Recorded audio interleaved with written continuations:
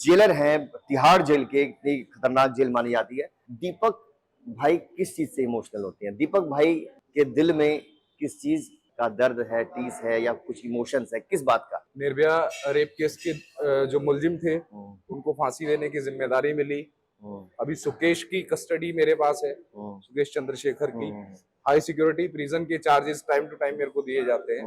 तो ऐसी जिम्मेदारियां मिलती रहती हैं, हमें भी अच्छा लगता है। आप देख रहे हैं सौगंध टीवी, सौगंध वतन की। तिहाड़ जेल है एशिया की बिगेस्ट जेल और तिहाड़ जेल का नाम दुनिया की नामचीन जेलों में भी आता है। और जिस दिल्ली की तिहाड़ जेल को संभालने की जिम्मेदारी जिसके कंधों पर है, वो शख्स आज मेरे साथ है। मेरे साथ हैं तिहाड़ जेल के जेलर दीपक शर्मा जी। दीपक शर्मा जी से उनकी जिंदगी के बारे में कुछ सवाल पूछेंगे, जेल के अंदर की कुछ बातें पूछेंगे। दीपक भाई, सबसे पहले तो वेलकम टू सौगंध टीवी और अपना समय देने के लिए बहुत बहुत शुक्रिया। थैंक यू अंकित जी। कैसे हैं आप? I am good. बहुत व्यस्त रहते हैं दीपक भाई, और उसके बाद भी व्यस्त रहने के बाद भी जिम के लिए भी टाइम निकालते हैं, अपनी फैमिली के लिए भी टाइम निकालते हैं। दीपक भाई, बड़े बड़े अपराधी जो हैं, बड़े बड़े जो डॉन हैं, वो दीपक के नाम से डरते हैं, जेलर दीपक से डरते हैं, लेकिन असल जिंदगी में दीपक भाई को किससे डर लगता है? देखिए, जो मुझे लगता है कि भाई इंसान वही है जो अपने फियर को ओवरकम करे। तो एक समय था जब तक मेरे को ओवर हाइट से और पानी से डर लगता था, लेकिन अभी कुछ टाइम पहले मैंने डिस्कवरी चैनल के लिए इंडियाज अल्टीमेट वॉरियर शो किया, जिसने मेरे उस डर को भी दूर किया। अच्छा, तो मैं कह सकता हूँ कि एट प्रेजेंट मैं अपने आप में फिट हूँ, फाइन हूँ, और ऐसा कोई सच डर मुझे नहीं है जिसको देख के मुझे लगे कि हाँ, ये मुझे ओवर पावर कर सकता है। अच्छा।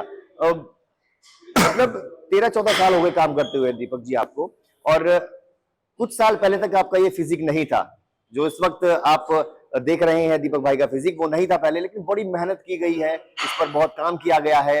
और 7 साल पहले के दीपक को इंट्रोड्यूस कराइए जरा आप। अंकित भाई, मैंने दिल्ली प्रिजन 2009 में ज्वाइन किया। उससे पहले मैं एक 60 किलो का दुबला पतला एक लड़का हुआ करता था। जिम मैंने 2014 में स्टार्ट किया, जब सिल्वर स्क्रीन पे हमें दबंग, सिंघम ऐसी मूवीज देखने को मिली। तो उन्हें देख के कहीं ना कहीं एक इंस्पिरेशन थी कि ये जो रियल लाइफ है, इसको रियल लाइफ में लेकर जरूर आना चाहिए। अच्छा। अगर मैं वर्दी पहनूं तो वो ऐसी हो कि वो एग्जाम्पलरी हो सोसाइटी के लिए। तो इन सब चीजों को देखते हुए मैंने अपना बॉडी बिल्डिंग करियर स्टार्ट किया। समय कैसे दे पाए दीपक भाई? इतनी इतनी कठिन जिंदगी होती है एक पुलिस वाले की, इतनी दिक्कतों का सामना करना पड़ता है, कैसे टाइम निकाल पाते हैं जिमिंग के लिए, बॉडी के लिए? देखिए, टाइम मैनेजमेंट करना, अपनी जिम्मेदारियों को पहचानना, खुद को पहचानना, मुझे लगता है कि हमें अपनी लाइफ का शेफ खुद होना चाहिए। आपको देखना है उसके अंदर आपको क्या इंग्रेडिएंट्स डालने हैं, उसके अंदर नमक कितना है, मिर्च कितनी है, मसाला कितना है, जो आपकी लाइफ है एक वो अच्छा प्रॉपर डिश बन के कैसे तैयार हो सकती है। तो अटेंटिव रहना, रिस्पॉन्सिबल होना अपने आप में, और चीजों को आगे बढ़ते रहना, इन्हीं चीजों को ध्यान में रखते हुए मैंने ये चीजें शुरू की। दीपक भाई, सुना है बॉलीवुड फिल्मों में भी अब काम मिलना शुरू हो गया आपको, और समय निकालना पड़ता है आपको। इससे पहले भी आप शूट कर चुके हैं, कितना एंजॉय कर रहे हैं उस लाइफ को आप? देखिए, वो मेरे लिए बिल्कुल एक नया फेज है, और मैं चाहता हूँ सोसाइटी में अपना एक ऐसा एस्टेब्लिशमेंट में करना। बहुत सा यंगस्टर है, यूथ है, फॉलो करता है, तो मेरे को अपनी ये कहीं ना कहीं मोरल ड्यूटी लगती है कि अगर मैं एग्जाम्पलरी हूँ, लोग मेरे को देख के इंस्पायर होते हैं और अपनी लाइफ को अच्छा फ्रूटफुल बना सकते हैं, तो ये मैं अपना सौभाग्य समझूंगा। अच्छा। अब बात अगर मैं अपने फिल्म करियर्स की करूं तो 2019 में मैंने अतिरिक्त एक एमएक्स प्लेयर पे एक शॉर्ट फिल्म थी, वहां से मैंने स्टार्ट किया। उसके बाद मैंने बिनार की, फिर एक ईतिया हॉरर मूवी की। बॉलीवुड का मैंने सॉन्ग किया मिस्टर साहिल खान के साथ, गलती, जो बहुत अच्छा ट्रेंडिंग रहा। 2 मूवीज मैं अभी बॉलीवुड की कर रहा हूँ, हंग्री डॉग्स और नफीसा। और अभी कल भी मैं गाना शूट कर रहा हूँ, पेट्रियोटिक सॉन्ग है, तो 26 जनवरी को टी सीरीज पे आपको देखने को मिलेगा। अच्छा, कितना मुश्किल होता है खतरनाक अपराधियों को संभालना, उसके साथ डील करना, क्या दिक्कत आती है ये बताओ? देखिए, जितने भी हार्डकोर क्रिमिनल्स हैं वो कोशिश करते हैं कि आपको दबाने की, डराने की। उनका जो भी ट्रैक रिकॉर्ड जो हमें देखने को मिलता है, उन सब चीजों से कहीं ना कहीं वो इन्फ्लुएंस करने की कोशिश करते हैं। ऐसा होता है? एग्जैक्टली होता है, लेकिन हमारा एक सेट ऑफ लॉ है, रूल्स है, उन रूल्स पे चलते हुए अगर हम अपनी ड्यूटीज को परफॉर्म करते हैं तो वो चीजें कंट्रोल हो जाती है। कंट्रोल हो जाती है। कोई ऐसा इंसिडेंट हुआ हो कभी जेल के अंदर? वैसे तो बहुत सारे कुख्यात अपराधी रहते हैं वहां पर, कुछ ऐसा इंसिडेंट हुआ हो, किसी ने कुछ कह दिया हो आपको, या कुछ हमला हो गया हो, या कुछ इस तरह का कोई इंसिडेंट हुआ है आज तक? देखिए, थ्रेट्स मिलना, जो क्रिमिनल्स हैं वो साधु नहीं है, हार्डकोर क्रिमिनल्स हैं। नीरज भवाना, मुख्तार अंसारी, मुन्ना बजरंगी, सुनील राठी, ऐसे दर्जनों नाम आपको देखने को सुनने को मिलते हैं।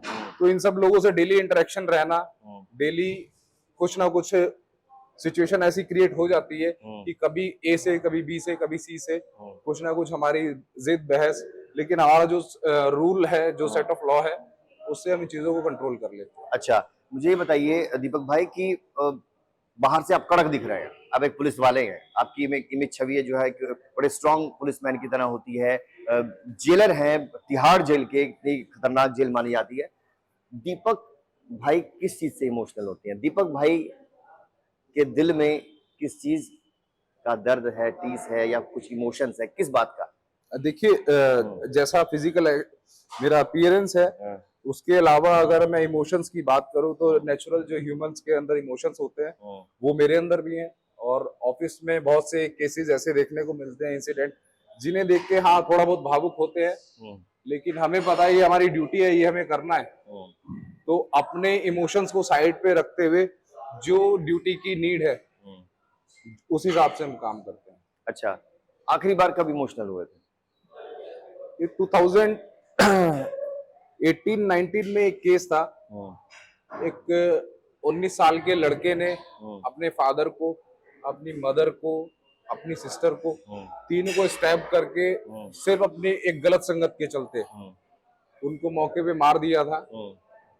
नाम मुझे उसका ठीक से याद नहीं है। तो मुझे बड़ा अजीब सा केस लगा कि जो उनके घर का चिराग था, उस चिराग ने ही पूरे घर को बर्बाद कर दिया। तो इमोशनल हो गया उस वक्त, कहानी सुन के, उस लड़के से मिलके इमोशनल हुआ? हाँ, उस लड़के से मैं मिला, इंटरेक्शन हुआ। उस टाइम वो डिप्रेशन में था, तो चीजें, उसको भी बाद में बहुत ज्यादा पछतावा था अपनी किए का, और हमें भी लगा कि शायद ये अगर गलत संगत में ना होता, इसका अच्छा सर्कल होता, तो आज ये जेल के पीछे ना होता और उसकी फैमिली भी सेफ होती।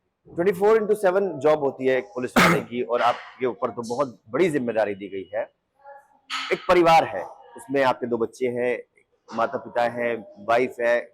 कभी इतने 13-14 साल में किसी ने कहा, या आपको खुद को लगाओ कि बस यार मुझे ये नौकरी नहीं करनी है, मैं बहुत परेशान हो गया, हेक्टिक लाइफ है, बड़ी रिस्की लाइफ है, कभी ऐसा लगा आज तक 13-14 साल में? या वाइफ ने कहा या बच्चों ने कहा पापा ये नौकरी मत करो? कहा तो होगा ऑब्वियसली। नहीं, स्टार्टिंग में अंकित जी, जब मेरा बिल्कुल फ्रेश एक्सपीरियंस था, उस टाइम पे थ्रेट्स भी थी, बहुत सी चीजें थी, तो फैमिली को लगता था मैं पढ़ने में बहुत अच्छा था। ये मेरी 7 जॉब थी, तो फैमिली कहीं ना कहीं कहती थी कि बेटा थोड़ा सा रिस्की है, तो इनसे दूर रहो।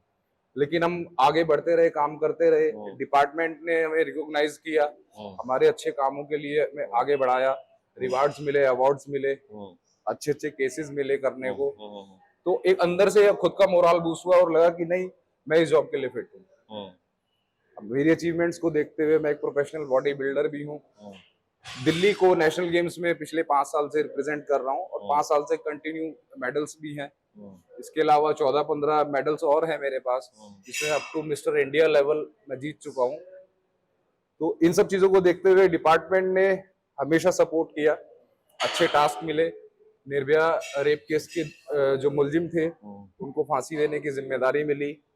अभी सुकेश की कस्टडी मेरे पास है, सुकेश चंद्रशेखर की। हाई सिक्योरिटी प्रिजन के चार्जेस टाइम टू टाइम मेरे को दिए जाते हैं। तो ऐसी जिम्मेदारियां मिलती रहती हैं, हमें भी अच्छा लगता है कि हम डिपार्टमेंट के लिए कुछ कर रहे हैं, और डिपार्टमेंट के कुछ चंद चेहरों में से एक। अब बहुत हाई प्रोफाइल केसेस के जो कैदी हैं वो भी अंदर बंद हैं, बहुत बड़े बड़े नेता बंद हैं अंदर, बहुत सारे लोग बंद हैं। कभी ऐसा होता है दादा कि बाहर से प्रेशर आए, किसी का फोन आए कि भाई हमारे लोग अंदर है, इस तरह से उनको इस तरह से ट्रीट करना है, ऐसा भी होता होगा ऑब्वियसली? देखिए, क्रिमिनल थ्रेट्स मिलना तो एक हमारा पार्ट ऑफ जॉब है, टाइम टू टाइम मिलते रहते हैं, मुझे भी मिलते हैं, मेरे साथियों को भी मिलते हैं, लेकिन वो सिर्फ थ्रेट्स होते हैं। अभी तक ऐसा कोई इंसिडेंट नहीं हुआ कि वो थ्रेट हमने कभी सामने से उस पे उनकी तरफ से कोई एक्शन देखा हो। और वो डराने के लिए, धमकाने के लिए, ये उनका मोडस ऑपरेंडी है, कोशिश करते रहते हैं कोशिश। और उनके लिए क्या कुछ कहना चाहेंगे जो जो लोग नशे में फंसते जा रहे हैं आज के देश के नौजवान? देखिए, ये खुद को पहचानने की एक जरूरत है। हमारी जो भी नौजवान नशे की तरफ हैं, उनकी सबसे पहले उनकी खुद की जिम्मेदारी है, फिर उनकी फैमिली की रिस्पॉन्सिबिलिटी है, फिर सोसाइटी की रिस्पॉन्सिबिलिटी है, कहीं ना कहीं मेरे आपके जैसे जिम्मेदार लोगों की रिस्पॉन्सिबिलिटी है कि अगर उनका डाइवर्जन गलत चीजों की तरफ है तो हम उन्हें स्ट्रीमलाइन लाने की कोशिश करें।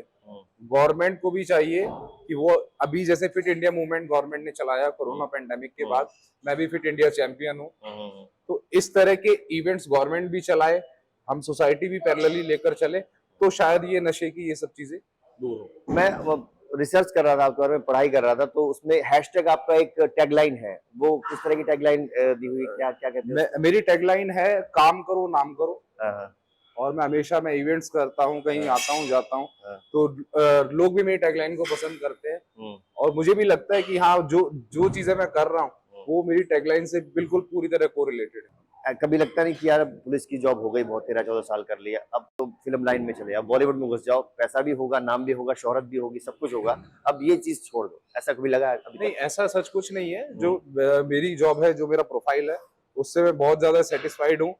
और आप कभी गूगल करें या आप कहीं भी सोशल मीडिया पे देखेंगे तो अगर मेरी कहीं पर एक एक्सेप्टेंस आपको नजर आएगी तो फिटेस्ट कॉप ऑफ इंडिया, तो मैं चाहता हूँ ये जो फिटेस्ट और कॉप, ये दोनों चीज एक साथ लगी रहे, एक साथ लगी रहे। अच्छा, ये बताइए कि अब तो आपका नाम भी हो गया, अब आप फेमस भी हो चुके हैं, बहुत सारे लोग चाहते हैं आपको, आपकी फीमेल फैन फॉलोइंग भी बहुत है, मेल फैन फॉलोइंग भी बहुत है, लड़कियां प्रपोज भी करती होंगी, आपसे बातचीत भी करती होंगी, फोन नंबर भी मांगती होंगी, मैसेज भी करती होंगी, तो इन सब चीजों से बचने के लिए मैंने अपना अकाउंट मैनेजर रखा है। अच्छा, जो मेरे सोशल मीडिया अकाउंट्स को हैंडल करता है प्रॉपर, जो जनरल और जो अच्छी क्वेरी है उसको हम जरूर रिस्पॉन्स करते हैं। मेरे को भी वो दिखाते हैं कि सर देखिए इनका ये मैसेज आ रहा है उनका, मैंने कहा यार आप इनको छोड़ो, आगे बढ़ते रहो, कोई अगर आपको लग रहा है कि चीजें हम आगे अच्छी बेहतर कर सकते हैं तो रिप्लाई करो, ध्यान दो। बाकी मेरे पास इस तरह के जो भी फैंस हैं जिनके मैसेज आते हैं तो मैं हमेशा उनको विशेष देता हूँ और आगे बढ़ने के लिए उनको ब्लेस करता हूँ। दीपक जी, देखा गया है कि जेल में फोन भी पकड़े जाते हैं, जेल में ब्लेड भी मिलते हैं, चाकू भी मिलते हैं, बंदूकें भी मिलती हैं, तो ये कैसे पॉसिबल है? पिछले कुछ दिन पहले आपने अगर एक केस देखा होगा, एक कैदी के पेट से तकरीबन इस हाइट के 8 मोबाइल डॉक्टर ने ऑपरेशन करके निकाले।